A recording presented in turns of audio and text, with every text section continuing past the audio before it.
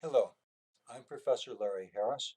I hold the Fred V. Keenan Chair in Finance at the USC Marshall School of Business, where I'm a professor of finance and business economics. Today we're going to talk about the imperfect pause button, the economic costs of fighting COVID-19. The imperfect pause button is a metaphor for understanding why we're getting so many problems in the economy now in response to our efforts to contain the COVID-19 crisis. The decision to further toughen the guidelines and blunt the infection now. To contain the COVID-19 crisis, governments throughout the world are now asking their citizens to stay at home, to isolate themselves, to prevent the spread of the virus. In effect, what we've done is we've hit the pause button on much of the economic activity in our economy. Now, this pause button doesn't work as well as it could. If we wanted to minimize the overall economic disruption associated with the COVID crisis, what we'd do is we'd simply stop all economic activity and all transactions. That would be what would be best. But there are many, many transactions that can't be stopped. Ethical problems, physical issues, and legal issues make this impossible to simply stop time.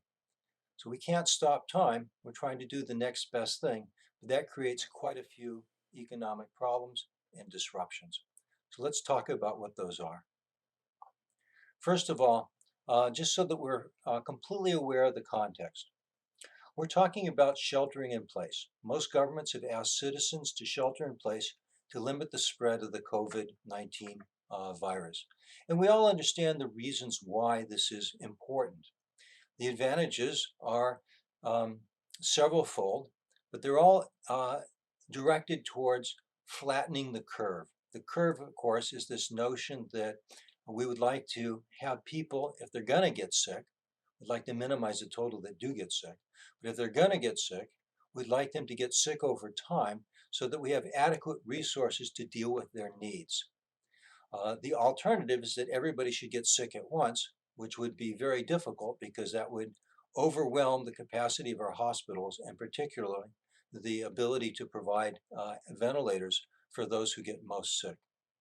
So the advantages of flattening the curve, of having people shelter in space are pretty obvious. First, we reduce the pressure on emergency medical services as I just described. Hopefully this buys us time to find new treatments for those who get sick and to find vaccines that will prevent people from getting sick. And of course, first and most importantly, by sheltering in place, if we can prevent people from getting the disease, that's all to the better. Now, the sheltering in place and the reduction in economic activity creates serious cash flow problems. Let's talk about what the world looks like during normal times. For all entities, whether they're individual people, companies, corporations, institutions like USC and other not-for-profit organizations, for just about everybody, revenues and expenditures are roughly balanced through time. Money that goes in ends up going out to pay bills. And this usually happens fairly quickly, and there's a decent balance. But now with all the layoffs and the lost sales that are due to the quarantines, the self-imposed sheltering in place, and the government-imposed sheltering in place, these changes have greatly unbalanced cash flow management for most entities. Without revenues, paying bills when they're due can be difficult or impossible, and that's causing lots of problems. Let me give you an example of the problems. We can call these problems sort of domino chain problems because like a chain of dominoes, once one falls, there are implications for all the other pieces in the chain. So here's a simple example. A laid-off worker may not be able to pay rent because he's not getting paid.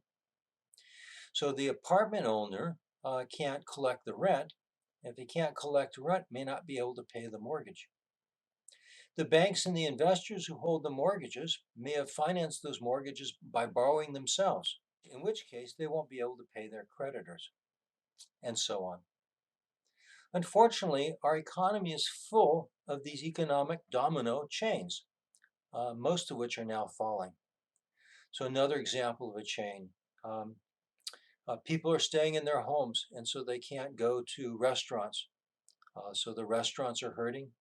They still have to pay their rents to the extent that they're maintaining salaries for workers who are not laid off. They have to pay those salaries. And if they can't pay their rents, once again, we have trouble with the landlords. There are lots and lots of these chains. So, what are the normal solutions to cash management problems? Well, people carry reserves and they can draw on lines of credit.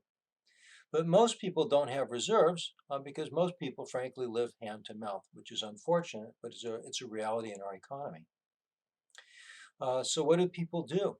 Well, they got to cut back on expenditures to save cash. Companies do the same thing. This unfortunately slows the economy, and that's problematic. They also may not pay their bills. And if they don't pay their bills, then more domino chains start falling. Let's talk a bit about reserves. So many companies, people, institutions, they often hold cash reserves in various forms. They could be cash reserves or liquid securities.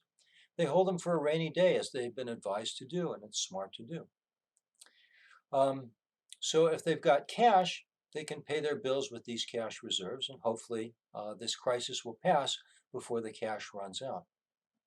If they're holding the reserves in the form of securities, though, they have to sell the securities in order to obtain the cash necessary to pay bills.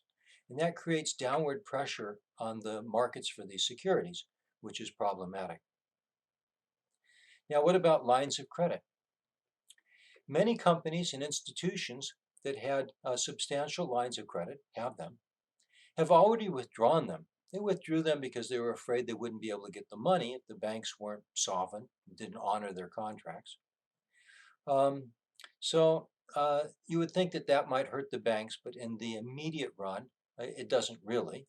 When the money's withdrawn, the banks simply take it from the line of credit and stick it into the entity's checking account. And so the money was simultaneously deposited in the same banks that were lending it. So the banks didn't have a solvency problem, but their balance sheets grew very substantially. So the substantial growth in their balance sheets put pressure on their regulatory ratios. These are the ratios that government regulators look at to make sure that the banks aren't getting into trouble. And when these banks get larger balance sheets with more credit extended, many of these ratios drop into danger zones. Normally, banks would have to curtail their loaning or somehow shrink or somehow raise additional money to solve these problems. But the Fed stepped in, recognized the problem, and they provided sufficient liquidity to ensure that we don't have a bank liquidity crisis. So fortunately, people are paying attention. Now let's talk about different types of expenditures. There are discretionary expenditures and fixed expenditures. The discretionary expenditures can be cut back, but that causes these domino falls that we talked about, and that's of some concern, a lot of concern. Perhaps of greater concern, though, are the fixed expenditures such like rent or loan payments or pension payments or salaries to the extent that people are unwilling to lay off workers. These cannot be cut without serious consequences. The fixed expenditures also include things like groceries. People have to eat, and we have utilities. Um, and now, of course, too often, people are incurring medical expenses that they can't avoid because they're getting sick.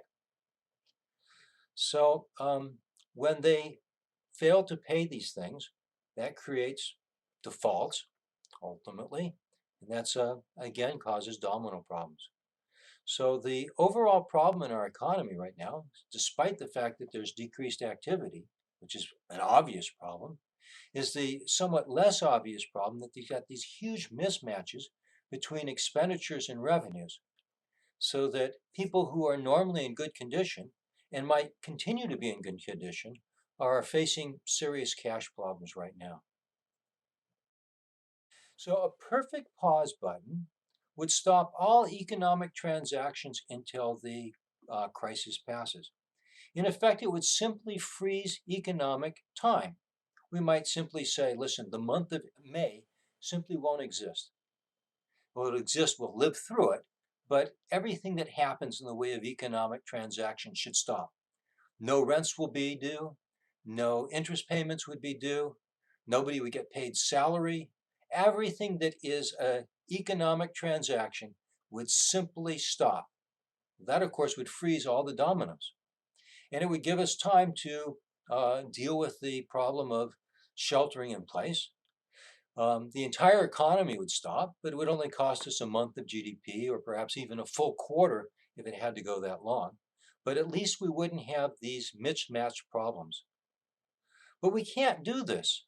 We can't stop the economy because many transactions are fixed and simply not discretionary. They have to happen. Contracts that reference time reference calendar time, not economic time. So, in principle, maybe the government could say, listen, we're going to just stop everything. But then we've got the question of, well, how do we provide for groceries? How do we distribute these things? A complete end of the market system would lead to an even greater crisis than the crisis that we presently face. So, somehow we have to figure out how to deal with these problems. So, the public policy solutions are, well, let's first recognize that the mismatch of expenditures with revenues creates great demand for money and reserves. So somebody's got to provide that money. And that's exactly what the government's been doing. The Federal Reserve and Congress have acted quickly to ensure that money would be available to those who need it. And they've done this through several programs already. So the Federal Reserve has established that it's committed to provide liquidity to the banking system and even to operating companies that need to refund maturing bond issues. And the Congress just passed essentially a relief bill, a crisis bill, that involves $2 trillion in direct payments and loans to individual taxpayers and to businesses. That's an awful lot of money.